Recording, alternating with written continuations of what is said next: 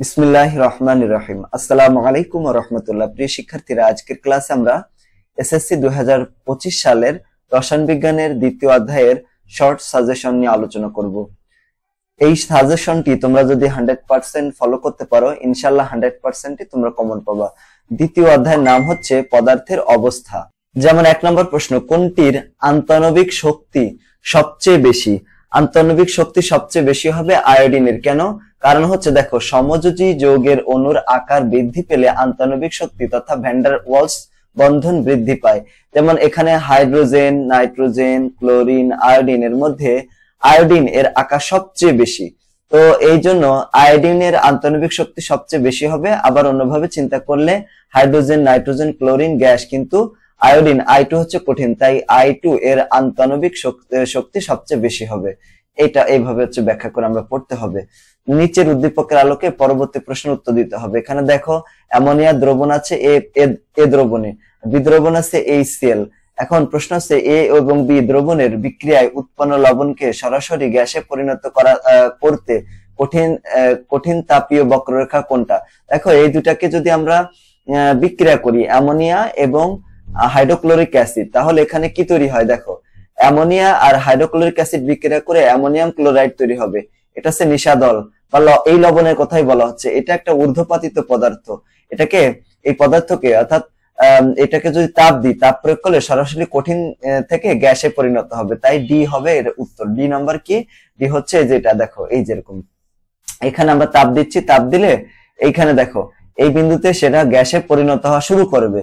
তারপরে এখানে মনে করো এটা এ বিন্দু, আর বি বিন্দুতে সে সমস্ত কঠিন পদার্থ গ্যাসে পরিণত হয়ে যাবে। তখন আবার তাপমাত্রা বাড়তে থাকবে। ঊর্ধ্বপাতিত পদার্থের ক্ষেত্রে এরকম বক্ররেখা লেখচিত্রে পাওয়া যায়। ঠিক আছে? আর এটা কিন্তু ঊর্ধ্বপাতিত পদার্থের বৈশিষ্ট্য না, এরকম হচ্ছে এমনি স্বাভাবিক যে পদার্থগুলো আছে সেইগুলোর ক্ষেত্রে। আশা করি আমরা বুঝতে পেরেছি। এরপর দেখো, মোম কোন উপাদান মৌলটি উপস্থিত, মানে মোমে কোন উপাদান মৌলটি উপস্থিত? মোমে কি কি থাকে? মোমে অবশ্যই হাইড্রোজেন থাকে। হাইড্রোজেন যেহেতু হাইড্রোকার্বন, নিচের কোনটির ব্যাপন সময় বেশি? তো ব্যাপন সময় আর ব্যাপন হার এটা কিন্তু আলাদা কথা। দেখো, এখানে আণবিক ভর বেশি হলে ব্যাপন হার কম হবে।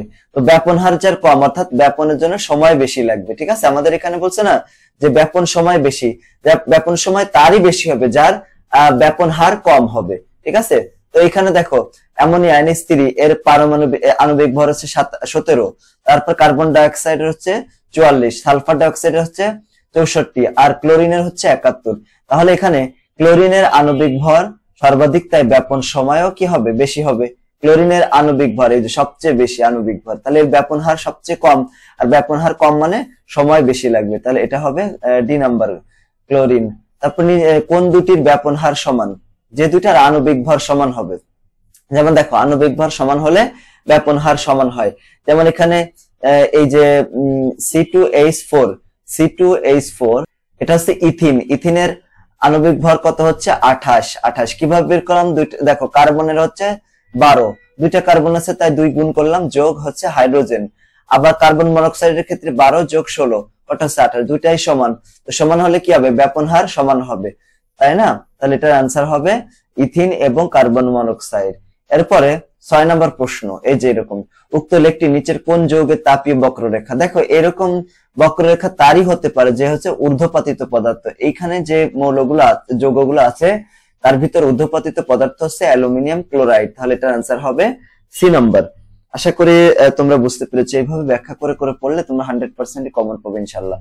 এরপর CH4 এর মানে মিথেন এর আন্তঃনবিক আকর্ষণ বল দুর্বল। যেহেতু এটা গ্যাস, তাহলে আন্তঃনবিক আকর্ষণ দুর্বলই থাকবে। ঠিক আছে? ব্যাপন হার অ্যামোনিয়া এর চেয়ে বেশি। দেখো, এখানে মিথেন কার্বনের হচ্ছে 12 যোগ হচ্ছে হাইড্রোজেন আছে 4, তাহলে এখানে কত হয়? 16, আর এখানে অ্যামোনিয়ার হচ্ছে 17 হয় আণবিক ভর। তো এখানে বলছে ব্যাপন হার অ্যামোনিয়া এর চেয়ে বেশি, যেহেতু এর আণবিক ভর হচ্ছে 17 আর 16, তো 16 যেহেতু কম, তাহলে এর কি হবে? ব্যাপন হার কম হলে মানে আণবিক ভর কম হলে ব্যাপন হার বেশি হবে। তাই এখানে ওই নম্বরটাও ঠিক আছে। আর ব্যাপনের সময় অক্সিজেনের চেয়ে কম হবে। ব্যাপনের সময় অক্সিজেনের কত? 32, তাহলে ব্যাপন হার বেশি, মানে মিথেনের তো ব্যাপন হার বেশি। তো ব্যাপন হার বেশি হলে ব্যাপন সময় কম লাগে। ঠিক আছে? তাহলে এটাও ঠিক আছে। এটার আনসার হবে ডি নাম্বার, মানে 7 এর সবগুলোই আনসার। তারপর 8 নম্বর, আর্দ্র কপার সালফেটের বর্ণ কোনটা হবে? আর্দ্র কপার সালফেটের বর্ণ হবে হচ্ছে নীল, নীল টাইপের, নীল বর্ণের। বিশুদ্ধ সালফারের গলনাঙ্ক কত? বিশুদ্ধ সালফারের গলনাঙ্ক, দেখো বিশুদ্ধ সালফারের গলনাঙ্ক এখানে সঠিক উত্তর নাই। বিশুদ্ধ সালফারের গলনাঙ্ক হবে 115। তো এখানে তো 115 নাই, ঠিক আছে, এটা হবে না। 10 নম্বর হচ্ছে কোনটিকে উত্তপ্ত করলে তরল হয়? যেটা হচ্ছে ঊর্ধ্বপাতিত পদার্থ না। এখানে নিষাদার একটা ঊর্ধ্বপাতিত পদার্থ, কর্পূর, ন্যাপথলিন ঊর্ধ্বপাতিত পদার্থ। তাহলে এখানে ইউরিয়া হচ্ছে ঊর্ধ্বপাতিত পদার্থ না, এর জন্য এটা উত্তপ্ত করলে তরল হবে। কোনটি ন্যাপথলিনের সংকেত? এই যে ন্যাপথলিনের সংকেত হচ্ছে সি নাম্বার, C10H8, এটা হচ্ছে ন্যাপথলিনের সংকেত। নিচের কোনটি নিঃসরণের হার বেশি হবে? নিঃসরণের হার তারই বেশি হবে যার কি আণবিক ভর কম। এই দেখো, ব্যাপন বা নিঃসরণের হারের ক্ষেত্রে R সমানুপাতিক 1/√m। এখানে পানি এর আণবিক ভর কত? 18, কার্বন ডাইঅক্সাইডের 44, অ্যামোনিয়ার 17 আর মিথেনের হচ্ছে 16। এখন নিঃসরণের হারের ক্রম সবচেয়ে, নিঃসরণের হার সবচেয়ে কম কার বেশি হবে? সবচেয়ে বেশি হবে মিথেনের, কারণ এর আণবিক ভর সবচেয়ে কম। তারপরে অ্যামোনিয়া, তারপরে পানি, তারপরে হচ্ছে কার্বন ডাইঅক্সাইড, ঠিক আছে, এটা হচ্ছে ক্রম। এখন এখান থেকে তাহলে অ্যান্সার হবে, বলছে নিচের কোনটির নিঃসরণের হার বেশি? সবচেয়ে বেশি তো তাহলে মিথেন, CH4। নিচের কোনটির কর্পূর সংকেত? নিচের কোনটি কর্পূরের সংকেত? এটা হচ্ছে C10H16O, এটা হচ্ছে কর্পূরের সংকেত। ন্যাপথলিন কি একটা ঊর্ধ্বপাতিত পদার্থ? এটা ঠিক আছে। তারপরে একান্তর বিবন্ধন যুক্ত, যেহেতু ন্যাপথলিন একটা অ্যারোমেটিক যৌগ, সরি, তো অ্যারোমেটিক যৌগ হওয়ার কারণে এর একান্তর দ্বিবন্ধন থাকবে, ঠিক আছে। আর 6টি কার্বন পরমাণু দ্বারা গঠিত কিনা? দেখো ন্যাপথলিনের সংকেত আছে এটা, এই যে C10H8, মোট পরমাণু সংখ্যা 18টা, কিন্তু এখানে কয়টা আছে দেখো, 6টি পরমাণু দ্বারা গঠিত, না 6টি না তো 8টা হবে, 18টা হবে, এটা হবে এ নম্বর। ব্যাপন হার নির্ভর করে মাধ্যমের প্রকৃতির উপরে, তারপরে রয়েছে এখানে পদার্থের আণবিক ভরের উপরে, তাপমাত্রার উপরে, সবগুলোই আনসার হবে, এটা সবগুলোই সঠিক। 2 নম্বর, তাপ প্রয়োগে কোন পদার্থটি ব্যতিক্রম ধর্ম প্রদর্শন করে? ব্যতিক্রম ধর্ম সেই প্রদর্শন করে যে হচ্ছে ঊর্ধ্বপাতিত পদার্থ, এটা হবে D নাম্বার, অ্যালুমিনিয়াম ক্লোরাইড। ঘনীভবনের ক্ষেত্রে কি হয়? ঘনীভবন হচ্ছে বাষ্পীভবনের উল্টা, তাই না? তো এইখানে যেটা হয়, পদার্থ তাপ শক্তি নির্গত করে এবং আয়তন হ্রাস পায়, এই যেটা হবে। তারপরে 18 নম্বর, ব্যাপনের ক্ষেত্রে কোন ক্রমটা সঠিক? তো ব্যাপনের ক্ষেত্রে দেখো, অ্যামোনিয়া এর আণবিক ভর হচ্ছে 17, সালফার ডাইঅক্সাইডের আণবিক ভর হচ্ছে, হাইড্রোজেন সালফাইডের আণবিক ভর হচ্ছে 34, কার্বন ডাইঅক্সাইডের আণবিক ভর হচ্ছে 44। তাহলে সবচেয়ে কম কার? অ্যামোনিয়া। তাহলে অ্যামোনিয়া সব ব্যাপন হার সবচেয়ে বেশি হবে, তারপরে হাইড্রোজেন সালফাইড এবং তারপরে কার্বন ডাইঅক্সাইড। তাহলে এটার অ্যান্সার কোনটা হবে? B নম্বর হবে। ইউরিয়া সারের গলনাঙ্ক কত হবে? তো ইউরিয়া সারের গলনাঙ্ক হচ্ছে D নাম্বার, 133। সাদা ধোঁয়া সৃষ্টি হয় করে কোনটা? সাদা ধোঁয়া হচ্ছে অ্যামোনিয়াম ক্লোরাইড, এটা অ্যামোনিয়াম ক্লোরাইডের বর্ণ হচ্ছে সাদা ধোঁয়া তৈরি করে অ্যামোনিয়াম ক্লোরাইড। এরপরে 19 নম্বর, মোমের দহনে উৎপন্ন হয় কার্বন ডাইঅক্সাইড উৎপন্ন হয়, তারপরে কার্বন ডাইঅক্সাইডের পরে যেটা তৈরি হবে সেটা হচ্ছে জলীয় বাষ্প তৈরি হবে, হাইড্রোজেন এখানে তৈরি হয় না, C নাম্বার হবে এটার আনসার। 5 নম্বর, তাপমাত্রার পরিবর্তনের সাথে অবস্থার পরিবর্তন হলেও কোনটি পরিবর্তন হয় না? কোনটার পরিবর্তন হয় না হচ্ছে অণুর গঠনের পরিবর্তন হয় না, মূল যে গঠন সেই গঠনের পরিবর্তন হয় না। মোমবাতির গলনে কি হয়? তাপ এবং আলো উৎপন্ন হয়, এটা ঠিক আছে, হ্যাঁ, তাপ আলো তৈরি হয়। তারপরে কণাসমূহের আন্তঃনবিক শক্তি কমে যায়, ঠিক আছে, এটাও দূরত্ব বেড়ে যায়। গ্রিন হাউস গ্যাস তৈরি হয়, হ্যাঁ, কার্বন ডাইঅক্সাইড তৈরি হয়, তো তাই গ্রিন হাউস গ্যাস তৈরি হয়। কঠিনকে তাপ যদি দিই গ্যাসে পরিণত হয়, গ্যাসকে ঠান্ডা করে আবার কঠিনে পরিণত হয়, এটা ঊর্ধ্বপাতিত পদার্থের বৈশিষ্ট্য, তাই না? নিচের কোনটির ক্ষেত্রে উপরোক্ত প্রক্রিয়া প্রযোজ্য নয়? যেটা হচ্ছে ঊর্ধ্বপাতিত পদার্থ না, তার ক্ষেত্রে এটা প্রযোজ্য হবে না। ন্যাপথলিন একটা ঊর্ধ্বপাতিত পদার্থ, ঠিক আছে, কর্পূর একটা ঊর্ধ্বপাতিত পদার্থ, আয়োডিনও ঊর্ধ্বপাতিত পদার্থ, কিন্তু তুতে ঊর্ধ্বপাতিত পদার্থ না, এজন্য তুতের ক্ষেত্রে এটা প্রযোজ্য না। নিচের কোন বিক্রিয়াটির উৎপাদিত গ্যাসের ব্যাপন হার অপেক্ষাকৃত বেশি? তাহলে এখানে আমাদের যেটা করতে হবে, কপারকে সালফিউরিক অ্যাসিডের সাথে বিক্রিয়া করে কপার সালফেট, পানি আর সালফার ডাইঅক্সাইড তৈরি হবে। আর এখানে জিঙ্ক আর লঘু সালফিউরিক অ্যাসিডের সাথে বিক্রিয়া করলে জিঙ্ক সালফেট আর হাইড্রোজেন তৈরি হবে। ক্যালসিয়াম কার্বনেট এবং HCl যোগ করলে কি হবে, ক্যালসিয়াম ক্লোরাইড কার্বন ডাইঅক্সাইড তৈরি হবে। তো হালকা গ্যাসের ব্যাপন হার সবচেয়ে বেশি হবে, তাই হাইড্রোজেন যেটা শুধু হাইড্রোজেনের ক্ষেত্রে কি হবে, ব্যাপন হার সবচেয়ে বেশি হবে। তো এটা আনসার হবে যেটাই হাইড্রোজেন তৈরি হবে। এখানে আমরা বিক্রিয়া সহ দেখলাম যে হাইড্রোজেন তৈরি হবে এখানে জিঙ্কের ক্ষেত্রে, জিঙ্ক প্লাস লৌহ সালফিউরিক অ্যাসিড এখানে। তারপর 26 নম্বর, ন্যাপথলিনের একটা অণুতে হাইড্রোজেন পরমাণু কয়টা থাকে, কয়টা? ন্যাপথলিনের একটা অণুতে হাইড্রোজেন পরমাণু সংখ্যা কত? আমরা একটু আগে দেখলাম যে হাইড্রোজেন থেকে 10টা, তাই না? এখানে হাইড্রোজেন থেকে 8টা, ন্যাপথলিনের কার্বন থাকে 10টা। তো এই ঊর্ধ্বপতন প্রক্রিয়ায় কোন ভৌত অবস্থার অস্তিত্ব নেই, তরল পদার্থের অস্তিত্ব নাই? কোনটি আন্তঃনবিক শক্তি বেশি থাকে? কোনটির আন্তঃনবিক শক্তি কি থাকে বলতো, বেশি থাকে? তো আন্তঃনবিক শক্তি কার বেশি হবে? এটা হবে ম্যাগনেসিয়াম। ম্যাগনেসিয়াম, কারণ কি হিলিয়াম তো নিষ্ক্রিয় গ্যাস, অক্সিজেনেরও গ্যাস, আবার এটা হচ্ছে তেল, কিন্তু ম্যাগনেসিয়াম তো কঠিন পদার্থ, এর জন্য এর আন্তঃনবিক শক্তি বেশি হবে। পানির সাথে পটাশিয়াম পারম্যাঙ্গানেট মিশালে দ্রবণের বর্ণ কিরকম হয়ে যাবে? পানির সাথে এটা যদি মিশানো হয় তাহলে বলছে যে বর্ণ কিরূপ হয়ে যাবে, মানে এটার বর্ণ কেমন হবে বিক্রিয়া করে? এটা হয়ে যাবে গোলাপি। তারপরে 30 নম্বর, কোন পদার্থ ছড়িয়ে পড়তে সময় লাগলে ওই পদার্থের কি হবে, বেশি কম যদি লাগে তাহলে তার মানে ব্যাপন হার বেশি, ব্যাপন হার বেশি, ঠিক আছে, বা ব্যাপন সময় কম। বালি এবং গ্লুকোজের মিশ্রণে কোনটি ঊর্ধ্বপাতিত পদার্থ? ঊর্ধ্বপাতিত পদার্থ বালি এবং ইসের মিশ্রণে, তাহলে এটা হবে গ্লুকোজ, তাই না? গ্লুকোজ এবং বালি যদি মিশ্রণ করা হয় তাহলে এখানে ঊর্ধ্বপাতিত কোন পদার্থ, ঊর্ধ্বপাতিত পদার্থ কাকে বলা হয়? যেটা হচ্ছে তরল অবস্থায় থাকে না। তো এখানে কোনোটাই, এটা তো কোনোটাই হবে না। বালি কঠিন তরল হতে পারে, গ্লুকোজও এরকম কঠিন তরল এবং বায়ু ব্যবস্থা থাকতে পারে, তাই এটা কোনোটি হবে না, কারণ এরা ঊর্ধ্বপাতিত পদার্থ নয়। কোনটির ব্যাপন হার সর্বাধিক? ব্যাপন হার সবচেয়ে বেশি হবে কঠিনে তরলের দ্রবণ, তরলের ব্যাপন, তরলে গ্যাসের ব্যাপন, নাকি তরলে কঠিনের ব্যাপন? তাহলে এটার এই যে 32 নম্বরে আমাদের অ্যান্সার হবে হচ্ছে সি নাম্বার, এটা তরলে গ্যাসের দ্রবণ ব্যাপন, এটা সবচেয়ে বেশি হবে হার। নিচের উদ্দীপকের আলোকে পরবর্তী দুইটা প্রশ্ন উত্তর দিতে হবে। হাইড্রোকার্বনের মিশ্রণ এ এবং অক্সিজেন দহন বিক্রিয়া হয়ে যায়। হ্যাঁ, অক্সিজেনের সাথে বিক্রিয়া করলে, অক্সিজেনের সাথে কোনো কিছু বিক্রিয়া করলে সেটাকে দহন বলা। তো এই পদার্থটি মূলত কোন মৌলসমূহের সমন্বয়ে গঠিত? এ হচ্ছে হাইড্রোকার্বন, কার্বন এবং হাইড্রোজেন। তারপর 34 নম্বরে আমাদেরকে প্রশ্ন করা হয়েছে যে উক্ত বিক্রিয়ায় উৎপন্ন হবে, এই যে বিক্রিয়ার কথা বলা হচ্ছে এখানে কি কি উৎপন্ন? কার্বন ডাইঅক্সাইড উৎপন্ন হবে, জলীয় বাষ্প এবং তাপ, সবগুলোই অ্যান্সার হবে। 35 নম্বর, কোন পদার্থের ভর এবং আকার নির্দিষ্ট? তো ভর এবং আকার যে নির্দিষ্ট থাকে সেটা তো কঠিন পদার্থের থাকে। তারপরে 36 নম্বর, পদার্থের দেখো একটা অবস্থা কঠিন থেকে তরল হচ্ছে, তাই না? পদার্থের এ অবস্থা থেকে বি অবস্থা পাওয়া সম্ভব কি প্রয়োগ করে? অবশ্যই তাপ প্রয়োগ করে পাওয়া সম্ভব এটা। এরপরে 37 নম্বর, নিঃসরণ প্রক্রিয়ায় কণাসমূহ ছড়িয়ে পড়ার ক্ষেত্রে কি ঘটে? নিঃসরণ কি হয়? অধিক ঘনত্বের স্থান থেকে অধিক, মানে নিঃসরণ প্রক্রিয়ার ক্ষেত্রে কি হয়? উচ্চ চাপের স্থান থেকে নিম্ন চাপের স্থানের দিকে চাই। তারা নিঃসরণের ক্ষেত্রে তো চাপ দিতে হয়। সিএনজি তে প্রধানত নিচের কোন গ্যাস থাকে? সিএনজি, এটাতে সাধারণত মিথেন গ্যাস থাকে। তারপরে সিএনজি তে কি গ্যাস থাকে? দেখো মিথেন গ্যাস।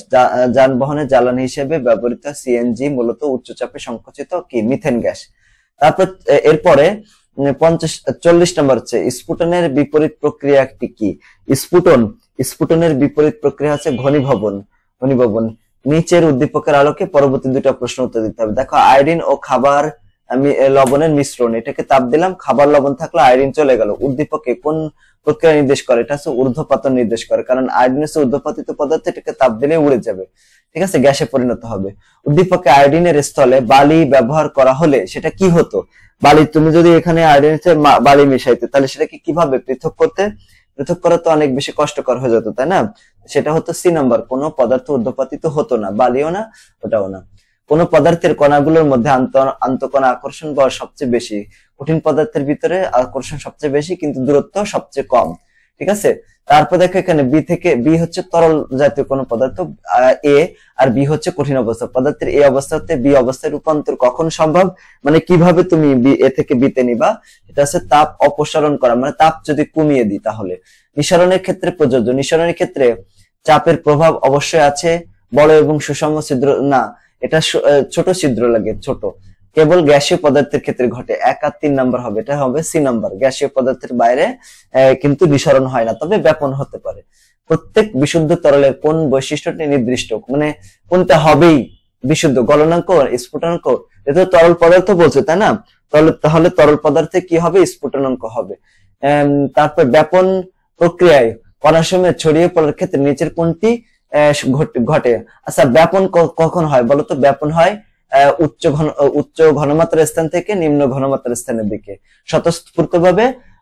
এই যে দ্রাবকের যে দ্রাবক এটা ছড়িয়ে পড়ার ঘটনাকে ব্যাপন বলা হয়। বাসা বাড়িতে জ্বালানি হিসেবে সিলিন্ডারে কোন গ্যাস ব্যবহার করা হয়? সিলিন্ডারে যে গ্যাসটা ব্যবহার করা হয় সেটা হচ্ছে বিউটেন এবং প্রোপেন। ব্যাপন প্রক্রিয়ার ক্ষেত্রে কি ঘটে?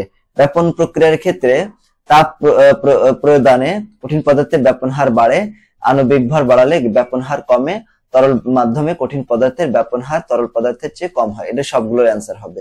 তো ঠিক আছে, এটা হচ্ছে এটা আমাদের এমসিকিউ 49।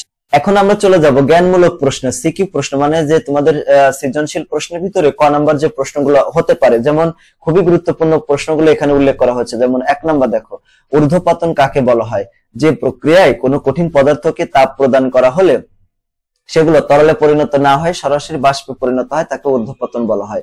যেমন দেখো কর্পূর, ন্যাপথলিন, তারপরে হচ্ছে যে কার্বন ডাই অক্সাইড শুষ্ক যেটা, তারপর তোমার অ্যালুমিনিয়াম ক্লোরাইড সহ আরো অনেক পদার্থ রয়েছে যারা ঊর্ধ্বপতিত। নিশাদল সহ। নিঃসারণ কাকে বলা হয়? সরু ছিদ্রপথে উচ্চ চাপের স্থান থেকে কোনো গ্যাস নিম্ন চাপের স্থানের দিকে সজোরে বেরিয়ে আসার প্রক্রিয়াকে নিঃসরণ বলা হয়। তো নিঃসরণ শুধুমাত্র গ্যাসের ক্ষেত্রে প্রযোজ্য, অন্য পদার্থের ক্ষেত্রে প্রযোজ্য নয়। কণার গতিতত্ত্ব কাকে বলা হয়? আন্তঃকণা আকর্ষণ শক্তি এবং কণাগুলোর গতিশক্তি দিয়ে পদার্থের কঠিন, তরল এবং গ্যাসীয় অবস্থা ব্যাখ্যা করার যে তত্ত্ব তাকেই বলা হয় কি? কণার গতিতত্ত্ব। পাতন কাকে বলা হয়? কোনো তরলকে তাপ প্রদানে কি করতে হয়? বাষ্পে পরিণত করে তাকে পুনরায় শীতলীকরণের মাধ্যমে বাষ্প থেকে তরলে পরিণত করার পদ্ধতিকে পাতন বলা হয়। যেমন পাতন সমান বাষ্পীভবন যোগ ঘনীভবন, এটা হচ্ছে পাতন। 5 নম্বর প্রশ্ন, গলনাঙ্ক কাকে বলা হয়? এক বায়ুমণ্ডলীয় চাপে তাপ প্রদানের ফলে যে তাপমাত্রা কঠিন পদার্থ গলে তরলে পরিণত হয় সেই তাপমাত্রাকে উক্ত কঠিন পদার্থের গলনাঙ্ক বলা হয়। নিশাদলের রাসায়নিক সংকেত হচ্ছে অ্যামোনিয়াম ক্লোরাইড NH4Cl। ব্যাপন কাকে বলা হয়? কোনো মাধ্যমে কঠিন, তরল ও বায়বীয় পদার্থের স্বতঃস্ফূর্ত ও সমভাবে ছড়িয়ে পড়ার প্রক্রিয়াকে ব্যাপন বলা হয়। পদার্থ কাকে বলা হয়? যে বস্তুর নির্দিষ্ট ভর আছে এবং জায়গা দখল করে, বল প্রয়োগে বাধা দেয়, তাকে বলা হয় পদার্থ। আচ্ছা, বাষ্পীভবন কাকে বলে? কোনো তরলকে তাপ প্রদান করে বাষ্পে পরিণত করার প্রক্রিয়াকে বাষ্পীভবন বলা হয়। এরপর আমরা যেটা দেখবো সেটা হচ্ছে অনুধাবনমূলক প্রশ্ন, মানে খ নম্বরে 2 নম্বর যে প্রশ্ন আসে। 1 নম্বর প্রশ্ন, মোমের দহনে কি ধরনের পরিবর্তন হয় ব্যাখ্যা করো। তো দেখো, এটার উত্তর, মোমের গলন একটা ভৌত এবং রাসায়নিক পরিবর্তন। মোম হলো বিভিন্ন হাইড্রোকার্বনের মিশ্রণ। হাইড্রোকার্বন এবং কার্বন মিলে গঠিত জৈব যৌগই হলো হাইড্রোকার্বন। মোমের জ্বলনে আমরা মোমের কঠিন, তরল এবং গ্যাসীয় এই 3 অবস্থা দেখতে পাই। আগুনের তাপে কঠিন মোম তরলে পরিণত হয় এবং মোম কি করে? তরল মোম পরবর্তীতে বাষ্পে পরিণত হয়। এই যে আমরা দেখো, মোমকে অক্সিজেনের সাথে বিক্রিয়া করলাম, কার্বন ডাই অক্সাইড তৈরি হলো, পানি তৈরি হলো, তাপ হলো এবং আলো তৈরি হলো। এই যে উদ্দীপকে যে আলোটা আমরা প্রক্রিয়াটা দেখতে পেলাম, উপরোক্ত বিক্রিয়াটি হলো মোমের রাসায়নিক পরিবর্তন। অর্থাৎ মোমের গলনে ভৌত এবং রাসায়নিক 2 ধরনের পরিবর্তনই কিন্তু ঘটে। আচ্ছা, নিঃসরণ এবং ব্যাপন দুটি ভিন্ন প্রক্রিয়া কেন ব্যাখ্যা করো। দেখো, সরু ছিদ্রপথ দিয়ে কোনো গ্যাসীয় পদার্থের বাইরের চাপের প্রভাবে অনুসময়ের উচ্চ চাপ অঞ্চল থেকে নিম্ন চাপ অঞ্চলে সজোরে ব্যাপিত হওয়ার প্রক্রিয়াকে নিঃসরণ বলা হয়। যেমন বডি স্প্রে, আমরা যখন বডি স্প্রে করি তখন কি চাপ দিয়ে বের করি না? তো এখানে সরু ছিদ্রপথে বের হয়। অপরদিকে কোনো তরল, কঠিন বা গ্যাসীয় পদার্থের অনুসময়ের উচ্চ ঘনত্বের স্থান থেকে নিম্ন ঘনত্বের স্থানে স্বতঃস্ফূর্ত, মানে কি নিজে নিজে এবং সমানভাবে পরিব্যাপ্ত হওয়ার প্রক্রিয়াকে ব্যাপন বলা হয়। ঠিক আছে, এখন দেখতেই পাচ্ছ যে এখানে ব্যাপনের ক্ষেত্রে কোনো চাপ টাপ কিছু দেওয়া লাগে না। এখানে জাস্ট রেখে দিলে এমনিতেই কি হয়, মুখটুক খুলে রাখলে এমনিতেই উচ্চ ঘনত্বের স্থান থেকে নিম্ন ঘনত্বের স্থান থেকে আপনি মানে নিজে নিজেই এটা ব্যাপিত হতে থাকে। কিন্তু যদি এবং এই ব্যাপন প্রক্রিয়া কিন্তু কঠিন হতে পারে, তরল হতে পারে, এবং বাষ্পীয় কোনো পদার্থেরও হতে পারে, মানে গ্যাসেরও হতে পারে, কিন্তু নিঃসরণ শুধুমাত্র গ্যাসীয় পদার্থের ক্ষেত্রে প্রযোজ্য। এজন্য তো আমরা বলতে পারি যে ব্যাপন সম্পূর্ণ স্বতঃস্ফূর্ত প্রক্রিয়া, যাতে চাপের কোনো প্রভাব থাকে না, তাই ব্যাপন এবং নিঃসরণ নিঃসন্দেহে দুটি ভিন্ন প্রক্রিয়া। এরপরে দেখো, এটা ন্যাপথলিন একটা ঊর্ধ্বপাতিত পদার্থ কেন? যে সকল পদার্থ কি করে, কঠিন পদার্থকে তাপ প্রদান করা হলে সেগুলো তরলে পরিণত না হয়, সরাসরি বাষ্পে পরিণত হয়, তাদেরকে ঊর্ধ্বপাতিত পদার্থ বলা হয়। যেমন এখানে ন্যাপথলিন একটা ঊর্ধ্বপাতিত পদার্থ, কারণ এই যৌগটিকে কঠিন পদার্থ এবং একে তাপ প্রদান করা হলে তরলে পরিণত না হয়, সরাসরি বাষ্পে পরিণত হয়ে যায়। এজন্য নিশাদলকে ঊর্ধ্বপাতিত বস্তু বলা হয় কেন? কারণ নিশাদলকে যখন তাপ দেওয়া হয়, এটা তরল অবস্থাতে পরিণত না হয়, সরাসরি বাষ্পে পরিণত হয়ে যায়। এজন্য এটাও নিশাদলও কি একটা ঊর্ধ্বপাতিত পদার্থ। মোমের জ্বলনে পদার্থের 3 অবস্থায় দেখা যায়, বুঝিয়ে লেখো। ওই যে কঠিন তরল এবং বায়বীয় অবস্থা থাকে, তাই না, এরকম। তো এখানে আমরা কি করি, মোমের জ্বলনে আমরা মোমের কঠিন, তরল এবং গ্যাসীয় 3 অবস্থায় দেখতে পাই। মোমের মধ্যে একটা সুতা থাকে, এই সুতাতে আগুন জ্বালালে সুতার চারিদিকে হাইড্রোকার্বন অণুগুলো তাপে গলে তরলে পরিণত হয়। ওই তরল মোম আগুনের তাপে প্রথম বাষ্পে পরিণত হয়।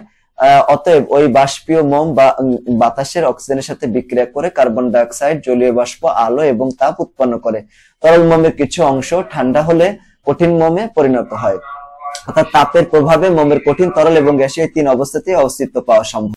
এরপরে 6 নম্বর প্রশ্ন, ঊর্ধ্বপতন বলতে কি বোঝাও? উদাহরণ সহ লেখো। ঊর্ধ্বপতন মানে কি? যে প্রক্রিয়ায় কোনো কঠিন পদার্থকে তাপ প্রদান করা হলে সেগুলো তরলে পরিণত না হয়ে সরাসরি বাষ্পে পরিণত হয়, সেই পদার্থকে কি বলা হয়? সেই প্রক্রিয়াকে ঊর্ধ্বপতন বলা হয়। যেমন নিশাদল, কর্পূর, ন্যাপথলিন, কঠিন carbon die oxide, iodine, aluminium chloride, এই সবগুলো হচ্ছে ঊর্ধ্বপতিত পদার্থ। তাপ দিলে সরাসরি বাষ্পে পরিণত হয়ে যায়, তরলে পরিণত হয় না, তাই এগুলোকে বলা হয় ঊর্ধ্বপতিত পদার্থ। কঠিন তরল পদার্থের 3টা পার্থক্য লিখতে হবে। দেখো, কঠিন পদার্থে নির্দিষ্ট ভর, আকার, আয়তন আছে। তরল পদার্থে নির্দিষ্ট ভর, আয়তন থাকে না, নির্দিষ্ট আকার থাকে না। ঠিক আছে, থাকে মানে তরল পদার্থে নির্দিষ্ট ভর এবং আয়তন থাকে, কিন্তু আকার থাকে না। 2 নম্বর পার্থক্য আছে, কঠিন পদার্থের আন্তঃনবিক আকর্ষণ বল সর্বাধিক থাকে, তরল পদার্থে আন্তঃনবিক আকর্ষণ কঠিন পদার্থের চেয়ে কম থাকে। তাপমাত্রা বাড়ালে এর আয়তন খুব কম বৃদ্ধি পায়, তাপমাত্রা বাড়ালে আয়তন অনেক বেড়ে যায়। এ হচ্ছে পার্থক্য। এখন এরপরে হচ্ছে ঘ নম্বর, প্রয়োগ এবং উচ্চতর দক্ষতামূলক সৃজনশীল যে প্রশ্নগুলো রয়েছে। যেমন 1 নম্বর রয়েছে, দেখো 1 নম্বরে এটা আমরা তাপ যদি দিই C2H2 মানে ইথাইন, ঠিক আছে, হাইড্রোজেন তাপ দিলে এই পানি মানে আমরা হাইড্রোজেনের সাথে যদি বিক্রিয়া করি নিকেল প্রভাবকের উপস্থিতিতে, তাহলে এখানে কি তৈরি হবে? এটা X তৈরি হলো। সালফার এবং অক্সিজেন বিক্রিয়া করে Y তৈরি হলো। নাইট্রোজেন এবং হাইড্রোজেন তৈরি হলো Z তৈরি হলো। Z এবং HCl তৈরি M হলো। এখানে X Y Z এর ব্যাপনের ক্রম ব্যাখ্যা করতে হবে। দেখো, এখানে আমরা যদি এটাকে তাপ দিই, তাহলে এখানে তৈরি হবে আছে মিথেন গ্যাস তৈরি হলো। সালফার এবং অক্সিজেনকে বিক্রিয়া করলে সালফার ডাই অক্সাইড তৈরি হলো। অ্যামোনিয়া তৈরি হলো NH3। এখানে X Y Z যথাক্রমে ইথেন, সালফার ডাই অক্সাইড এবং অ্যামোনিয়া, এগুলোর আমাদের আণবিক ভর বের করতে হবে। যেমন দেখো C2H6, কার্বনের কত পারমাণবিক ভর হচ্ছে 12, কার্বন কয়টা আছে? 2টা আছে। তার সাথে একটা হাইড্রোজেন যোগ, এখানে একটা হাইড্রোজেন আছে, পারমাণবিক ভর 1, 6টার 6 হবে, যোগ করলে কত হয়? 30 হয়। একইভাবে সালফার ডাই অক্সাইডের ক্ষেত্রে হচ্ছে 64, অ্যামোনিয়া হচ্ছে 17। সবচেয়ে কম কত? 17। যার সবচেয়ে কম তার ব্যাপন হার সবচেয়ে বেশি হবে। অ্যামোনিয়ার সবচেয়ে বেশি ব্যাপন হার হবে, তারপর ইথেন, তারপর সালফার ডাই অক্সাইড, এরকম হবে। এরপরে ঘ নম্বর, এম যৌগের তাপীয় বক্ররেখা খাবার লবণের তাপীয় বক্ররেখা থেকে ভিন্নতর কেন? এই যে এম যৌগটা আমরা একটু দেখি, এখানে এম যৌগটা কি? এম যৌগটা হচ্ছে, এখন দেখো এখানে গহতে জেড যৌগটি হচ্ছে অ্যামোনিয়া, অ্যামোনিয়ার সাথে HCl বিক্রিয়া করে নিশাদল তৈরি করলো। এই যে নিশাদল তৈরি করলো, ঠিক আছে, NH4Cl একটা ঊর্ধ্বপাতিত পদার্থ। অপরদিকে খাবার লবণ সোডিয়াম ক্লোরাইড ঊর্ধ্বপাতিত পদার্থ নয়, ঠিক আছে। ঊর্ধ্বপাতিত পদার্থগুলোকে তাপ দিলে কঠিন অবস্থা থেকে সরাসরি বাষ্পে পরিণত হয় এবং গ্যাসীয় অবস্থায় তাপ কমিয়ে আনলে সরাসরি কঠিন অবস্থায় ফিরে আসে। স্বাভাবিক চাপে সোডিয়াম ক্লোরাইডের গলনাঙ্ক থাকলেও ঠিক আছে, অ্যামোনিয়াম ক্লোরাইডের গলনাঙ্ক নাই। যেমন দেখো, এখানে কঠিন পদার্থের ক্ষেত্রে আমরা 0 ডিগ্রি সেলসিয়াস তাপমাত্রা থেকে আমরা যখন তাপ দিতে থাকবো, তাপমাত্রা যখন 881 পৌঁছাবে, তখন এটা কঠিন অবস্থা থেকে তরল অবস্থায় পরিণত হওয়া শুরু করবে, আরম্ভ করবে, হ্যাঁ, তখন আর এই থার্মোমিটার তাপের কোনো পরিবর্তন হবে না, এরকম থাকবে। কারণ কি এখানে অবস্থার পরিবর্তন হচ্ছে, সুপ্ত তাপ হচ্ছে কঠিন পদার্থকে তরলে পরিণত হতে সাহায্য করতেছে। পরে যখন সমস্ত কঠিন পদার্থ তরলে পরিণত হয়ে যাবে তখন তাপ হুট করে বেড়ে এখানে 1464তে চলে আসবে, এখানে এসে আবার কনস্ট্যান্ট হয়ে যাবে এরকম। কারণ তখন হচ্ছে তরল থেকে গ্যাসে পরিণত হতে শুরু করবে। কিন্তু কঠিন পদার্থ কি করে, তাপ দিলে সরাসরি সেটা কঠিন থেকে বাষ্পে পরিণত হয়, তরল অবস্থায় পরিণত হয় না। এর জন্য এটা দুটা আলাদা আলাদা। এরপর দেখো 2 নম্বর প্রশ্ন হচ্ছে, এখানে একটা চিত্র দেওয়া আছে, উদ্দীপকের বক্ররেখাটির বর্ণনা করতে হবে। যে বক্ররেখাটা এটা বর্ণনা করতে হবে। দেখাই যাচ্ছে এখানে এরকম আছে, দেখো বিসি সমান্তরাল যদি দুইটা রেখা থাকে তাহলে অবশ্যই সেটা হবে ঊর্ধ্বপতিত না, স্বাভাবিক পদার্থ হবে। ঠিক আছে, এখানে দেখো এইভাবে ব্যাখ্যা করবা যে এখানে বক্ররেখাকে আমরা ব্যাখ্যা করবো এইভাবে যে এই পদার্থটিকে যখন তাপ 0 ডিগ্রি সেলসিয়াস মানে কত এখানে 20 ডিগ্রি সেলসিয়াস ছিল, তারপর আস্তে আস্তে তাপ দিলে তাপমাত্রা যখন 50-এ পৌঁছে যাবে, ওই যে পদার্থটি আর কি কঠিন অবস্থা থেকে তরল অবস্থায় পরিণত হওয়া শুরু করবে। সি বিন্দুতে এসে পুরাটা তরলে পরিণত হয়ে যাবে। তারপর তাপ দিলে হুট করে তাপমাত্রা বেড়ে এখানে চলে যাবে কত 150 ডিগ্রি সেলসিয়াসে। সেটাকে আবার আমরা তাপ দিতে থাকলে এখানে এসে বাষ্পে পরিণত হওয়া শুরু করবে। বাষ্পে পরিণত হওয়া শুরু করলে এখানে আবার কনস্ট্যান্ট হয়ে যাবে। দেখছো তাপমাত্রা কিন্তু বাড়বে না এখানে, কেন? কারণ ওখানে এটাও সুপ্ত তাপ বলা হয়, এটা হচ্ছে বাষ্পীভবনের সুপ্ত তাপ। তখন আবার তাপমাত্রা বাড়বে না, অবস্থার পরিবর্তন হয়ে যখন একদম সব তরল এই বিন্দুতে পৌঁছে যাবে, এই বিন্দু মানে সব তরল তখন গ্যাসে পরিণত হয়ে যাবে, তখন আবার তাপমাত্রা বাড়তে থাকবে। এইভাবে ব্যাখ্যা করলে হয়ে যাবে। এখানে বলছে এ এবং এ বিন্দুতে অনুসময়ের আন্তঃআণবিক শক্তি এবং আন্তঃকণা শক্তির তুলনা করতে হবে। মানে যখন এ বিন্দুতে থাকবে, হ্যাঁ, তখন তো সেটা কঠিন পদার্থে থাকবে। এ বিন্দুতে থাকা মানে কি কঠিন অবস্থায়, আর এ বিন্দুতে তো গ্যাসীয় অবস্থায়। তো দুইটার মধ্যে আন্তঃআণবিক শক্তির এবং আন্তঃকণা গতিশক্তির তো অবশ্যই তুলনা রয়েছে, তাই না? মানে পার্থক্য রয়েছে। যেমন দেখো এখানে এই অবস্থায় গ্যাসীয় অবস্থায় থাকায় গ্যাসীয় অবস্থায় থাকায় এই যে এখানে দেখো এ এবং এ বিন্দুতে কণাটি যথাক্রমে কঠিন অবস্থা এবং গ্যাসীয় অবস্থা নির্দেশ করে। ঠিক আছে, এখানে এফ অবস্থাটা আছে গ্যাসীয় অবস্থায়, এখানে এ হবে না, এখানে এফ অবস্থা, এই অবস্থানে গ্যাসীয় অবস্থা থাকায় এদের আন্তঃআণবিক শক্তি এবং আন্তঃকণা শক্তির মধ্যে তুলনামূলক পার্থক্য বিদ্যমান। তুলনামূলক হচ্ছে এই অবস্থানে পদার্থের অণুগুলোর মধ্যে আকর্ষণ শক্তি সবচেয়ে বেশি থাকে, কারণ এই অবস্থায় তারা কঠিন অবস্থায় থাকে, কিন্তু প্রতিটি কণার গতিশক্তি সবচেয়ে কম থাকে। ফলে কণাগুলো একে অপরের খুব কাছে থাকে, অর্থাৎ আন্তঃকণা দূরত্ব সর্বনিম্ন থাকে। এই অবস্থায় পদার্থের অণুগুলো চার্জ অবস্থান থেকে বিচ্যুত হতে চায় না, ফলে আকার আকৃতির অপরিবর্তিত থাকে, যাকে আমরা কঠিন অবস্থা হিসেবে আখ্যায়িত করতে পারি। আর এফ অবস্থানে কি হয়, এক অবস্থানে গ্যাসীয় অবস্থায় থাকে এবং এখানে আন্তঃআণবিক আকর্ষণ সবচেয়ে কম থাকে, কিন্তু গতিশক্তি সবচেয়ে বেশি থাকে, যার জন্য তারা একটা থেকে দূরে সরে যায়। এখানে দেখো বরফ রয়েছে এবং ন্যাপথলিন তাপ দেওয়া হচ্ছে। তো এখানে উদ্দীপকের 1 নং বিকারের তাপীয় বক্ররেখার কয়টি আনুভূমিক রেখা পাওয়া যাবে? যেহেতু এটা বরফ তো স্বাভাবিক পদার্থ, এটাকে তাপ দিলে তরলে পরিণত হবে, তার মানে 2টা পাওয়া যাবে। এই যে এরকম 2টা কি হবে, প্রথমে মনে করো -40 ডিগ্রি সেলসিয়াস তাপমাত্রার বরফ আছে, এটাকে তাপ দিচ্ছি, তাপ দিলে তাপমাত্রা যখন 0-তে পৌঁছে যাবে তখন এরকম দেখছো আর থার্মোমিটার তাপমাত্রা বাড়বে না, এরকম কনস্ট্যান্ট হয়ে যাবে। কেন? কারণ হচ্ছে তাপমাত্রা বাড়বে না কেন? কারণ এই যে অবস্থার পরিবর্তন হতে শুরু করবে। দেখো এই যে এরকম চিত্রটা ভালো করে একটু দেখো, এখানে কি ঘটনা ঘটতেছে। যখন এই বিন্দু, এই যে এখানে ছিল -40 ডিগ্রিতে, তখন তাপ দিব, আস্তে আস্তে তাপ দিলে এই বিন্দুতে পৌঁছে গেল। তো এই তাপ মানে থার্মোমিটারের তাপমাত্রা যখন 0-তে চলে আসবে তখন ওই বরফ আর কি তরলে পরিণত হওয়া শুরু করবে, পানিতে পরিণত হওয়া শুরু করবে। ঠিক আছে, দেখো এখানে তাপমাত্রার কোনো পার্থক্য হচ্ছে না, পরিবর্তন হচ্ছে না। তো যখন সব বরফ পানিতে পরিণত হয়ে যাবে, মানে বি বিন্দুতে চলে আসবে, তখন আবার তাপমাত্রা বাড়তে থাকবে। বাড়তে বাড়তে যখন এই যে 100 ডিগ্রি সেলসিয়াসে চলে আসবে, 100 ডিগ্রিতে চলে আসলে এখানে কি হবে, 100 ডিগ্রি সেলসিয়াসে যখন পৌঁছে যাবে তখন আবার এরকম ভাবে দেখো এক্স অক্ষের সমান্তরাল হয়ে যাচ্ছে। যে এক্স অক্ষ তো এক্স অক্ষের সমান্তরাল এরকম হয়ে যাবে, তাপমাত্রা বাড়বে না। কেন? কারণ তখন অবস্থার পরিবর্তন হবে। কি অবস্থার পরিবর্তন হবে? সি বিন্দুতে তো তরল থাকবে, আর এটা সি বিন্দু থেকে গ্যাসীয় পদার্থে পরিণত হওয়া আরম্ভ করবে, আর ডি বিন্দুতে এসে সব তরল গ্যাসে পরিণত হয়ে যাবে। যখন হয়ে যাবে তখন আবার তাপমাত্রা বাড়তে থাকবে এরকম ভাবে, ঠিক আছে। এজন্য এখানে আমরা দুইটা অবস্থা পেলাম বা দুইটা বক্ররেখা পেলাম, দেখছে যেরকম। এটাই প্রশ্ন করা হয়েছিল। পরের প্রশ্ন হচ্ছে ঘ নাম্বার, উদ্দীপকের 2 নং বিকারক, এই 2 নং হচ্ছে ঊর্ধ্বপাতিত পদার্থ, তাপে বক্ররেখা 1 নং এর অনুরূপ হবে কিনা? না, হবে না, কারণ এখানে তরল অবস্থা নির্দেশ করে না। দেখো 1 নং তো এই যে বক্ররেখাটা, 2 নং আছে এটা শুধুমাত্র কঠিন অবস্থা থেকে তরলে পরিণত হবে না, শুধু গ্যাসীয় পরিণত হবে, তারপর আবার এরকম হবে। মানে এই যে নিচের একটা অবস্থা ছিল এটা এখানে থাকবে না, এরকম অনুপস্থিত। কেন? কারণ এটা হচ্ছে ঊর্ধ্বপাতিত পদার্থ। কি বলবো?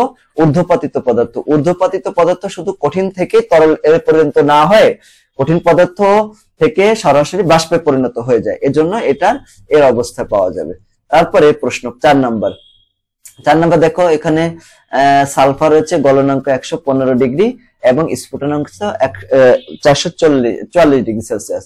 এখানে গ্যাস আছে আর এখানে একটা গ্যাস আছে। 1 নং পদার্থের উপর তাপ প্রদানের লেখচিত্র অঙ্কন করো। আমরা যদি তাপ দিই, এখানে কি হয় দেখো, যখন আমরা তাপ দিব, যখন সালফার 0 ডিগ্রি সেলসিয়াস আছে, কঠিন সালফার, তারপরে তাপ দিতে দিতে দিতে তাপমাত্রা যখন 115 পৌঁছে যাবে, তখন যতই আমরা তাপ দিই না কেন থার্মোমিটারে তাপমাত্রা পরিবর্তন হবে না, ঠিক আছে। মনে করো এটাকে একটা পাত্রে রেখে তাপ দিয়েছি, তাপ দিলে এর ভিতরে একটা থার্মোমিটার রাখতেছি, থার্মোমিটারের তাপমাত্রা আমরা দেখতেছি কিরকম হয়।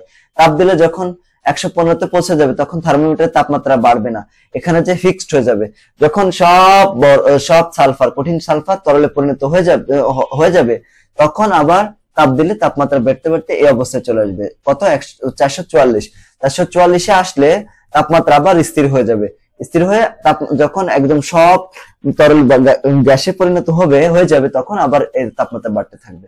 এরপরে প্রশ্ন হচ্ছে 1 নং এবং 2 নং বেলুনের গ্যাসের ব্যাপন হার বেশি, ঠিক আছে। 1 নং হচ্ছে এটা, এই যে সালফার, হাইড্রোজেন সালফাইড আর আছে অ্যামোনিয়া, এই দুটার মধ্যে কার ব্যাপন হার বেশি হবে? দেখো এখানে আণবিক ভর বের করতে হবে।